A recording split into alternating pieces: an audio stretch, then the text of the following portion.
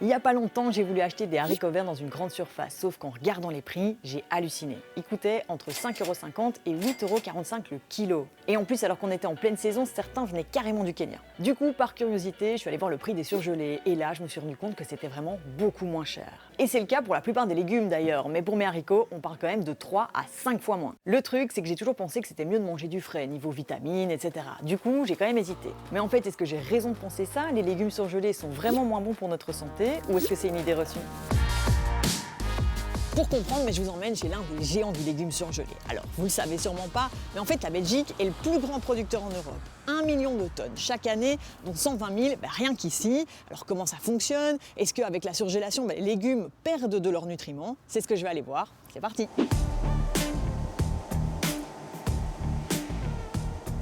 Donc ici, nous sommes devant une ligne d'épinards. Ce sont des épinards que nous avons récoltés ce matin.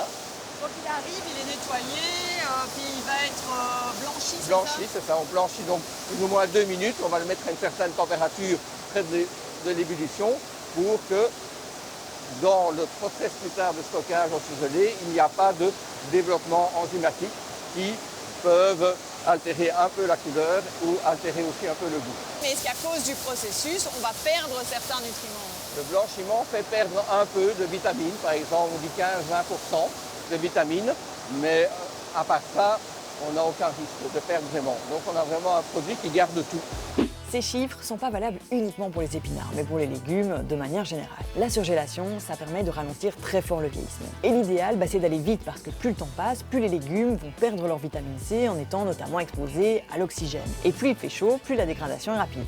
Dans l'entreprise, on nous a parlé de 4 heures, entre le moment où les épinards sont coupés sur le champ et celui où ils sortent congelés de la ligne de production. Mais pour les petits pois, c'est carrément 150 minutes maximum. Alors que les légumes frais, eux, ils mettent entre 3 et 5 jours pour arriver dans les magasins et donc dans notre assiette. Du coup, est-ce que ça veut dire qu'il vaut mieux manger des légumes surgelés? Vous vous rappelez de mes haricots du début? Je vais les amener à Nicolas, c'est un diététicien, et on va voir ce que lui il préconise. Alors, si les haricots frais viennent de loin et que les haricots surgelés viennent de Belgique, j'opte plutôt pour les haricots surgelés, sachant que leur qualité nutritionnelle sera au moins aussi bonne que celle de haricots frais venant de loin. En fait, qu'est-ce qui va influencer la teneur en nutriments? La teneur en nutriments, c'est surtout la vitamine C qu'on utilise comme marqueur de fraîcheur, qui est celle qui va commencer à décroître dès qu'on cueille le légume. Il y a une diminution de la teneur en vitamine C. Par exemple, si j'achète ces haricots frais et que je les laisse dans mon frigo pendant une semaine, il va se passer quoi? Il va se passer qu'on aura déjà perdu probablement 75-80% de la teneur initiale en vitamine C. Ça dépend d'une variété à l'autre, bien évidemment. Alors, les légumes surgelés, vraiment moins bons pour notre santé ou idée reçue? Clairement, il est reçu. On l'a vu, en fait, la congélation permet de conserver un maximum de vitamine C. Après, ça ne veut pas forcément dire que c'est toujours un meilleur choix que les légumes frais. Si vous avez un potager que vous pouvez cueillir juste avant de consommer, niveau fraîcheur et donc vitamine C, vous trouverez pas mieux. Mais dans tous les cas, attention à la cuisson. Si les légumes sont trop cuits, vous pourrez dire adieu aux vitamines.